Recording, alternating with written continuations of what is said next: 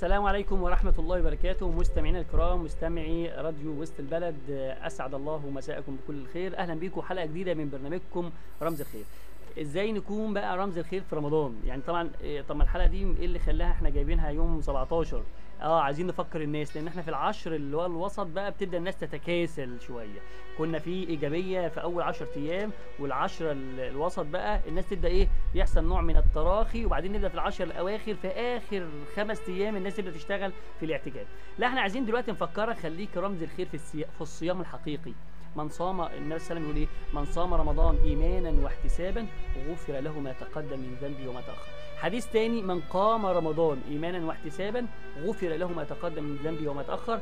وحديث جميل ثالث: من قام ليله القدر ايمانا واحتسابا غفر له ما تقدم من ذنبه وما تاخر. وكأن المعنى كان ربنا سبحانه وتعالى بيقول لك انا عايز اغفر لك اغفر لك.